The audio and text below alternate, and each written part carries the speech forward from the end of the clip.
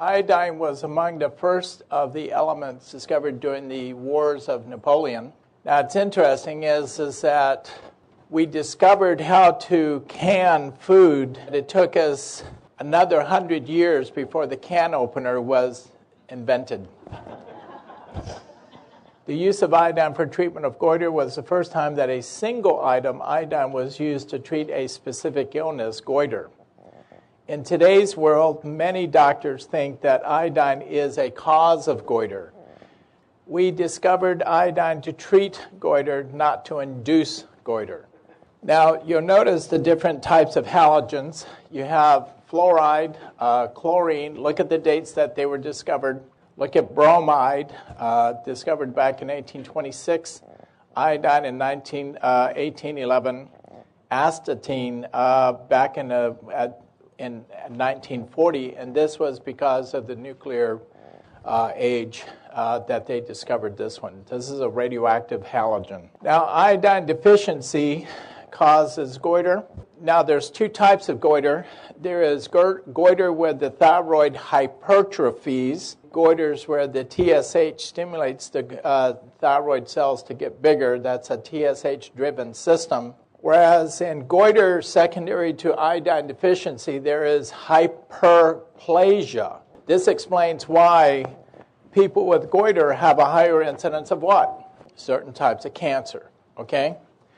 Now, iodine deficiency worldwide is the #1 reason for mental retardation. And if you have iodine deficiency, it can cause problems, and it's throughout the childhood years. You can get what's called cretinism, and you notice that short tissues, mental retardation. There's these people have IQs in their 50s. And we see a lot of these people in Bolivia up in the Andes Mountains right now where the Bolivian government is not putting any iodine in their salt. And because of this, then you see this type of thing. Missionaries that come back from Bolivia tell me about, quote, the little people. And these are small people this big. They're usually about 4 foot tall with IQs of about 55. Now, people with goiter have a higher incidence of thyroid cancer, breast cancer, stomach cancer, esophageal cancer, ovarian cancer, and endometrial cancer. In the 1990s, goiter was prevalent in large numbers in the Great Lakes region. 40% of school-aged children had goiter. By 1924, in Akron, Ohio, 56% of the population had a goiter, with a ratio of 6 women to 1 man. The United States quickly added iodine to the salt after these studies were done. Why is there more women with thyroid disease and goiter than there is males? What's the reason? It's estrogen. Estrogen inhibits the absorption of iodine. Okay? Which explains what's the ratio of hypothyroidism in women as compared to men. It's 9 women to every 1 male in the United States. And that's because of the estrogens women have that are inhibiting them from absorbing the iodine. Every cell in the body contains and utilizes iodine. White blood cells cannot effectively guard against infection without adequate amounts of iodine. It's concentrated in the glandular systems of the body. The thyroid contains the largest amount of iodine. What's the #2 tissue for making thyroid hormone in the body outside the thyroid? Huh? Nope. What tissue has the ability to concentrate iodine and use it to make thyroid hormone outside the thyroid? No. Ovaries. The ovary has the ability to concentrate iodine and to make thyroid hormone from that gland. So if you see a patient with hyperthyroidism, you are obligated to do a radioactive study on them and check the ovaries because they may have a hot thyroid nodule inside the ovary causing the hyperthyroidism. Now, it's interesting that the ovaries make a thyroid hormone called thyroid T2.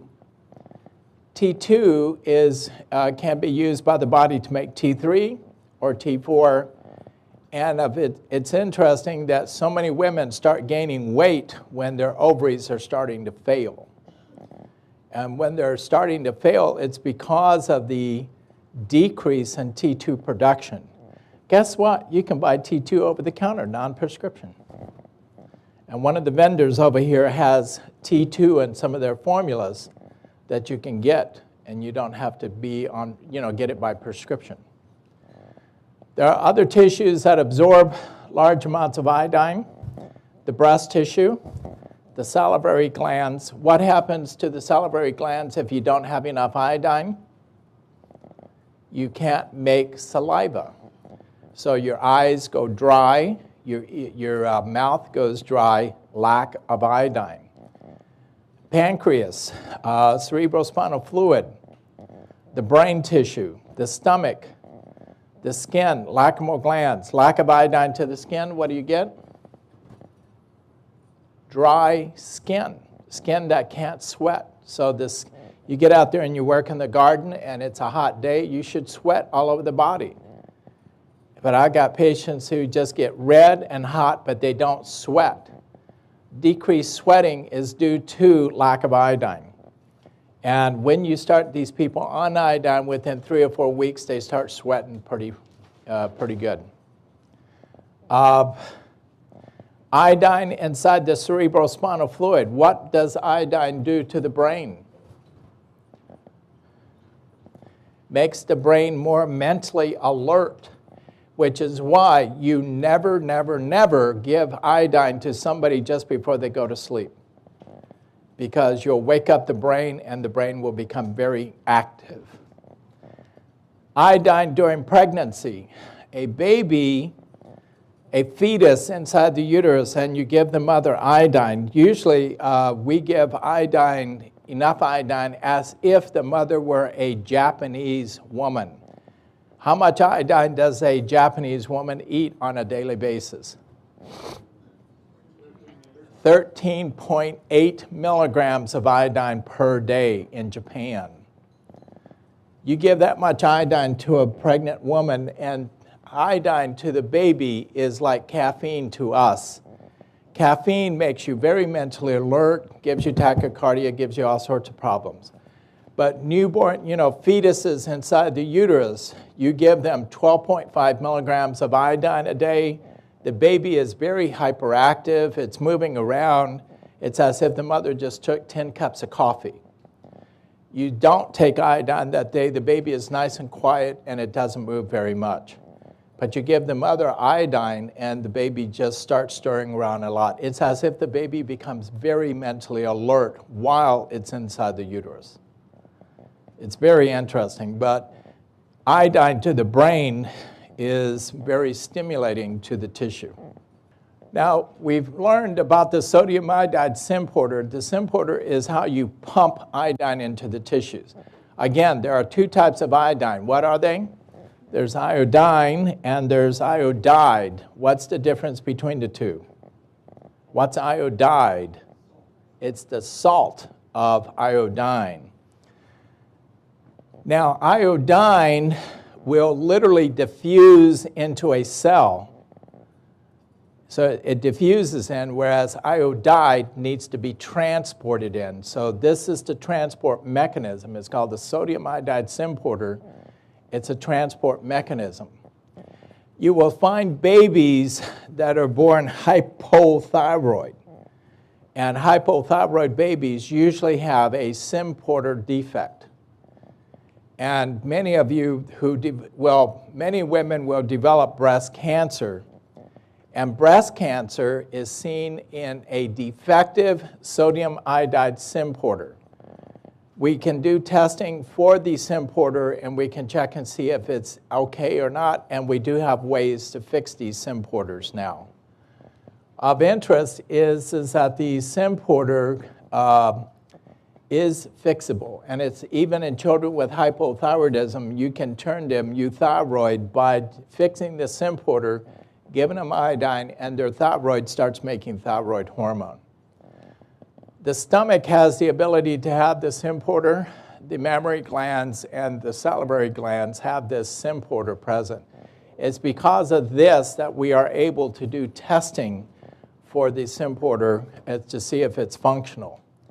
But as you can see the areas where the symporter is functioning and working. These are other tissues where the symporter is present. Notice the ovaries. And again, the ovaries can make their own thyroid hormone. They can't store it, but they can make it. The other tissue that has the ability to make thyroid hormone is the white blood cells of the bone marrow. Now you know of 3 different tissues that can make thyroid hormone: the thyroid gland, the ovary, and the white blood cells of the immune system.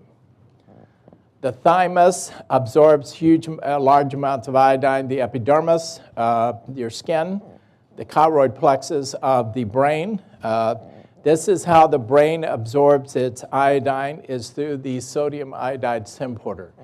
The symporter works against a gradient, so that if you were to measure the amount of iodine in the serum in the blood, you would find the level to be 1, but the amount of iodine in the saliva would be something like anywhere from 28 up to 72.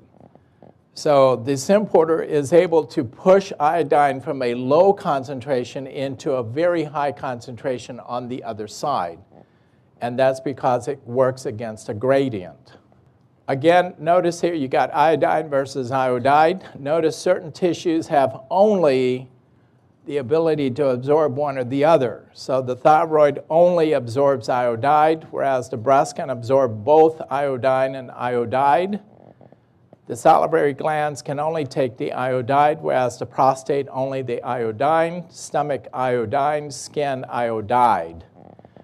That's why you cannot take any preparation that is just one or the other. Does that make sense?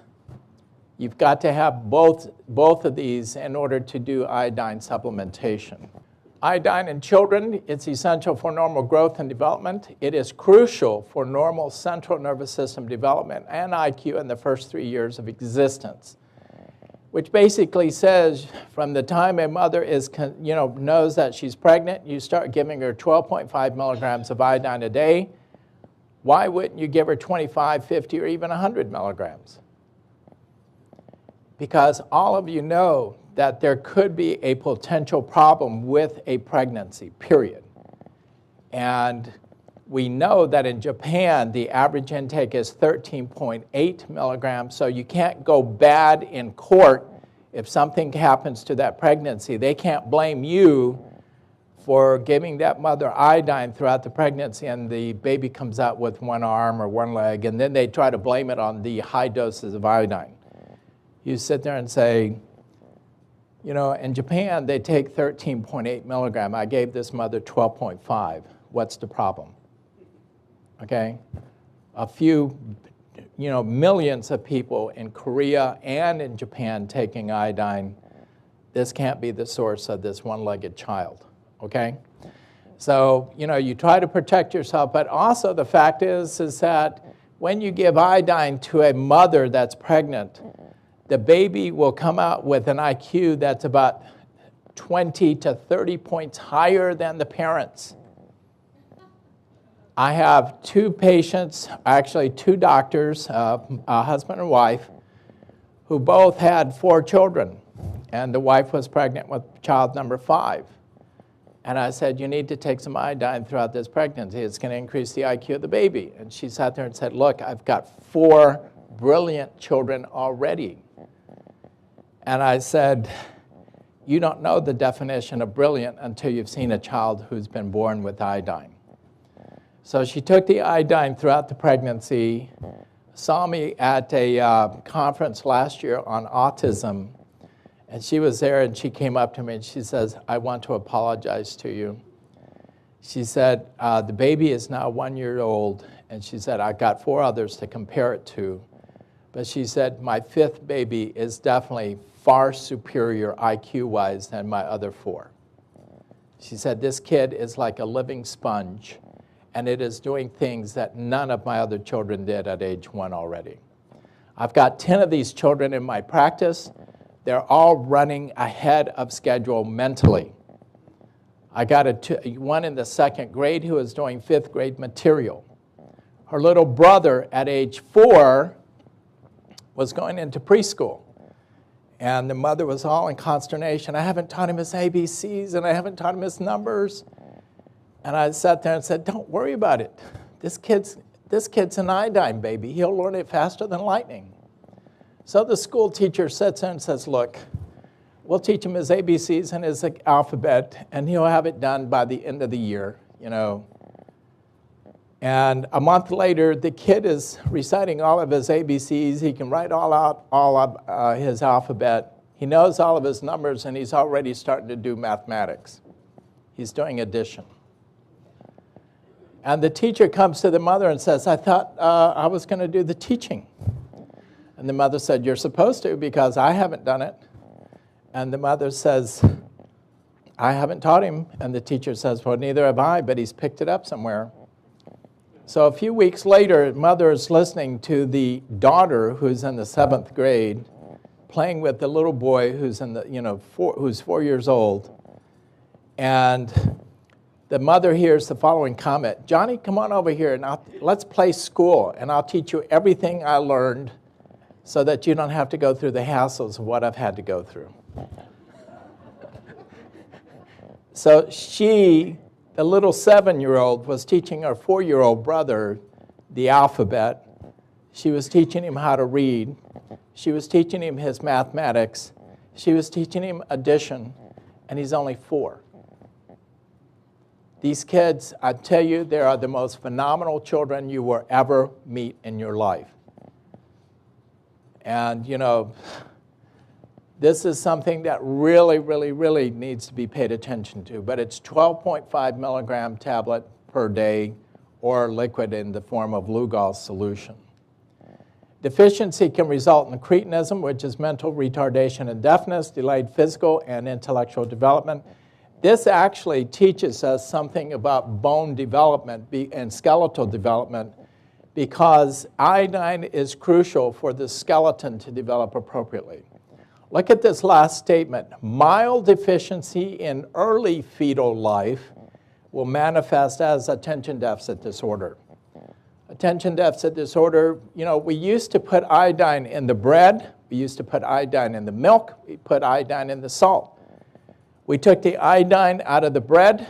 We took the iodine out of the salt. Out of the milk. And now, what's the U.S. Public Service doing? They're telling us that we need to decrease the total amount of salt in the population by 1/2. When you do that, all these women that are pregnant, what do you think is going to happen to them? They're going to start spitting out babies that have more ADD. From the year 2000 through 2006, the rate of ADD in the United States climbed 500%. What do you think it's going to do in the next 10 or 15 years as we decrease the salt intake in the population? And all these women that develop hypertension of pregnancy, what do the doctors tell them to do? You need to come off your salt. Well, you take them off salt, what have you just done? You've deprived a baby of some iodine. And the problem is the doctor doesn't say, oh, and by the way, while we got you off your salt, we need to supplement you with iodine. You don't hear that statement. That's why this is becoming a public health disaster. In Haynes' studies back from 1971 through 74, we had an intake of urine of iodine, which was 320 microgram a day. This was during the days when we were, quote, iodizing the bread and iodizing the milk. In Haynes 3, 1998, 1994, we had taken the taken the iodine out of the bread and the milk. We're down to the salt. Look what the intake is. It's 145. In Haynes 2001, 2002, salt, the iodine intake in the spot urine is 168. The spot urine is the first morning urine. And it kind of gives you an idea about how much iodine a person is eating over the last 24 hours. In my laboratory, we did a spot test, and we looked at female values, and we found that the mean was 175 micrograms. And nationwide, we are seeing that the rate of iodine in the population is starting to climb back up. That's because we've raised the alarm, the fact that something has gone wrong and we need to pay attention. What's interesting is 16.5% of men had extremely low levels of iodine. So, and these are very low iodine. Iodine should be 150, should be 0.151 to 200 or greater. This is where the vast majority should be, but look at this, 16% of our males are have very low levels of iodine. Among our women, 17.6% are extremely low in iodine in the population. Our numbers at the lab pretty much look like the numbers coming out of the national studies. From 1971 through 2000, NHANES showed iodine levels declined 50% in the United States. During the same time period, there was an increase in thyroid illnesses, cancer of the breast, prostate, endometrium, and ovaries. And what did I say? Lack of iodine, you go into a higher level of cancer, right? People with goiter have a higher rate of cancer. And what type of cancers were they? Cancers of the thyroid, cancers of the breast, cancers of the endometrium, and the ovaries. Look at the other cancers starting to show up. Iodine binds to its receptors throughout the body. If there is sufficient iodine present, iodine will be excreted. So if the body has plenty of iodine, then you'll urinate it back out. If the body is deficient of iodine, you'll start hanging on to it. And that's what the iodine loading test that we do tells you about, is the fact that it tells you if the body is starving for iodine. We felt that iodine sufficiency is present when there's greater than 90% of the iodine is excreted. That is, you give somebody 50 milligrams of iodine and they excrete back out 45 milligrams of the total 50. But we do two studies. We do a spot test and a loading test. If the spot test says, here is somebody who is barely taking any iodine, very little iodine, and yet the loading test says this person's 90% saturated. What I have just said to you is an oxymoron. And what is that? Two opposing statements in the same sentence. How in the world can you barely be eating iodine and yet the body have almost a 90% excretion? Because the body is, quote, saturated. And the reason is a defective sodium-iodide symporter. That's why when we do testing, we check for both the spot test and the loading test, not just one. Because the two will give you a clinical clue about if the symporter is malfunctioning. Remember, it's the absence of iodine in a cell that will produce cancer in the body. And if you can't pump iodine into the cell, then you've got a problem with a potential risk for development of cancer. 98% of our patients had significantly low iodine levels, and that was based upon 2,500 patients in a nationwide pool that we did. There is one interesting thing here, and this is something that happens. We have this group down here that are very low in iodine intake, but then we have some people out of that total number, some people were excreting more than 50% of the iodine. That is, you gave them 50 milligrams of iodine, and they urinated back out 52, 55, 60 milligrams of iodine.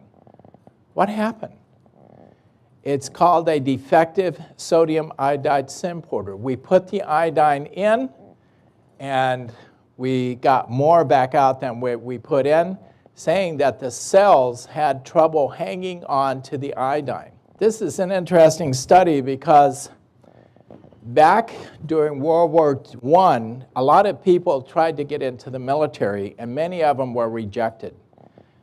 Back in 1966, the U.S. Agriculture Department went back and looked at the soil samples of all the men that were rejected during World War I from getting into the military because of goiter.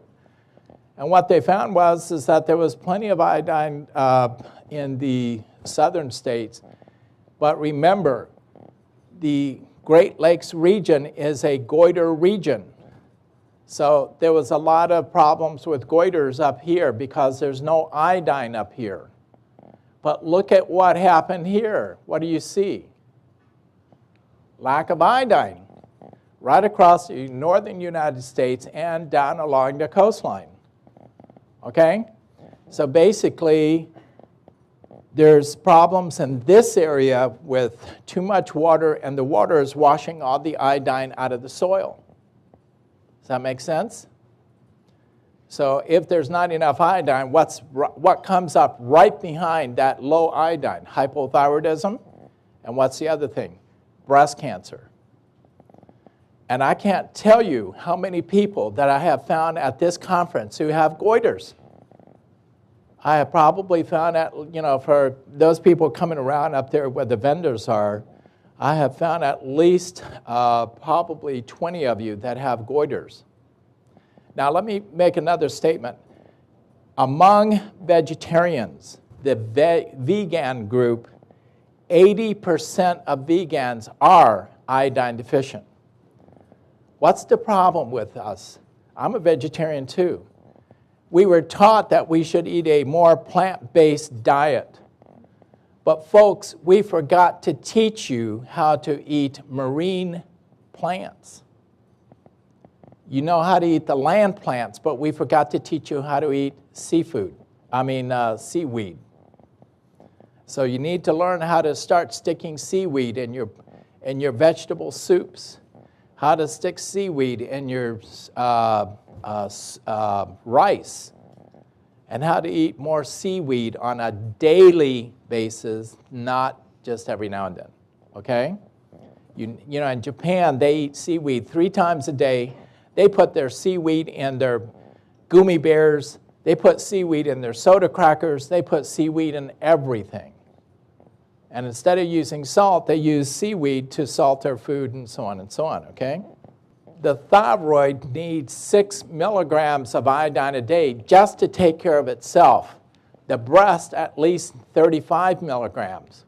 Larger women with larger breasts have bigger increases for need for iodine. Men with smaller breasts don't need as much iodine. Other tissues need iodine. Look, let me give you this here. This is very interesting. The total human body can hold 1,500 milligrams of iodine. The thyroid at its maximum can hold 50 milligrams of iodine. Okay, did you hear me? 1,500 for the whole body. 20% of that 1,500 milligrams sits inside the human skin. If the skin is extremely depleted of iodine, you won't sweat. 32% of all the iodine sits inside the muscle. What disease do you think you're going to get if the muscle doesn't have enough iodine? Look, let's go through it here. Lack of iodine to the thyroid, what do you get? Enlargement, cyst, nodules, scar tissue, decreased function. Lack of iodine to the breast, what do you get? Cyst, nodules, scar tissue, enlargement, lack of function. You can't enjoy them as much as you used to. Lack of iodine to the ovaries, you get cyst, nodules, scar tissue, enlargement, pain, like in the breast. And we get, what's it called? PCOS, polycystic ovaries. Women with recurrent cyst of the ovaries. Lack of iodine to the skin, what do you get? Decreased function. Skin that can't sweat. Decreased iodine to the skin, to the muscles, 32% of all the iodine sits in the muscle. What do you get? Cyst, nodules, scar tissue, enlargement, pain. But knock out the word cyst and you got the nodules, the pain, the fibrosis, and so on and so on. What disease is that? Fibromyalgia. And women who have fibrocystic breast disease have repeatedly told me that when they take iodine to get rid of the fibrocystic breast pain, guess what? The muscle pain disappears also. Does that make sense? So if you give iodine, we found, in fact, we did a study with a Mormon group down here in Mesa, Arizona. And it was 100 Mormon women who had fibromyalgia.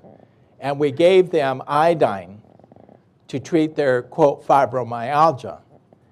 And of that group, out of 100 women, almost 80% of them had a decrease in the muscle pain just by putting them on iodine. Okay? We think we have broken the paradigm as to a source of fibromyalgia pain. It's not the source, because you can take a spinal cord and compress it from a Chiari malformation or a problem with a compression of the spinal cord like a herniated disc, and you can produce fibromyalgia muscle pain. Fibromyalgia is basically a trash can diagnosis. Just like headache, I've got a headache. That's a trash can diagnosis, because it's a better statement to say, I've got a headache because I've got a brain tumor. I've got a headache because I've got meningitis. I've got a headache because my wife just hit me on the head. Fibromyalgia just means muscles that are hurting. You've got to go beyond that point and say, why are they hurting? And one of the first places to go to is iodine deficiency. If they're deficient in iodine, give them some iodine with some ATP cofactor, which contains vitamin B2 and B3. Get the tissues to absorb the iodine and hang on to the iodine, and you'll see a lot of the pain go right down very quickly. As you can see, males need more iodine. Females need about the same, but as you get into pregnancy and lactation, the intake of iodine needs to be higher. The RDA was set up to prevent goiter. There was no real concern about the rest of the body's needs for iodine. And the RDA for iodine is inadequate not because it only is looking at the thyroid, but not the rest of the body. How much iodine does the thyroid hold? 50 milligrams. How much does the body hold? 1,500 milligrams. The RDA will not even come close to this. The RDA does not address the increased exposure to goitrogens that are in the environment, such as bromide. Where do you get bromide in the American dietary? We took the iodine out of the bread, and what do you think we put back in there? Bromide. We're putting bromide into our soft drinks. If you haven't looked up the word bromism, look it up. It's in the dictionary. Many of our children are suffering from bromism. And if you, where I live, from Nashville over to Asheville, the average 9 to 15-year-old boy drinks 5 Mountain Dews a day. And one of the essential ingredients for Mountain Dew is brominated vegetable oil. And if you look up bromism, one of the problems with too much bromide in the brain is schizoid behavior. And you wonder, why kids are going to school, behaving paranoid, and they're going around killing each other and their teachers. And if you go into the commons area of the high school, look at their vending machines. In my son's school, there was 15 vending machines. 14 of those vending machines sold only Mountain Dew, and only one sold water, milk, Coca-Cola, or something else. And they were filling those vending machines 3 times a day because the kids were drinking so much of it. That's how bad the situation is out there. And also, we've been putting bromide in the bread instead of iodine, and then the bread is becoming loaded with bromide. Iodine is crucial towards keeping the breast from developing scar tissue. And as a result, if you give iodine, you don't give it for the first 3 or 4 months until they get saturation. You give it for the first 3 or 4 years to get rid of 50 to 90% of the scar tissue in the breast is what iodine has the potential to do. During lactation, the breast is more capable of capturing iodine via the sodium-iodide symporter. And if the symporter is sick, then you can't get as much iodine into the breast, especially for the milk. Now, in breast cancer, we have found that the patients have lower iodine, and low iodine intake leads to a hyperestrogenic state. Hypothyroidism is associated with up to 80 to 90% free estrogen levels against a norm of 40 to 60. Hyperthyroidism is associated with 20% free estrogen states. Basically, there is interaction between the estrogens and the level of iodine in the human body, which is why we know that estrogen inhibits the ability of thyroid to absorb. Now, this is what happens when you give iodine to cells, and like this is a oat cell carcinoma that has had the ability of the cells to enhance to absorb iodine. Look at what happens over a 10-day time period if you can get the cells to absorb iodine. That versus that in 10 days. Iodine induces apoptosis, and iodine will take away cancer. Iodine, let me finish off with this statement. Iodine induces apoptosis. Iodine takes away the immortality of cancer cells. And it goes to these cancer cells and it says, it's time to die. Go out there and do it because it's your turn. But cancer cells think of themselves as being immortal, and iodine takes away that immortality. Thank you.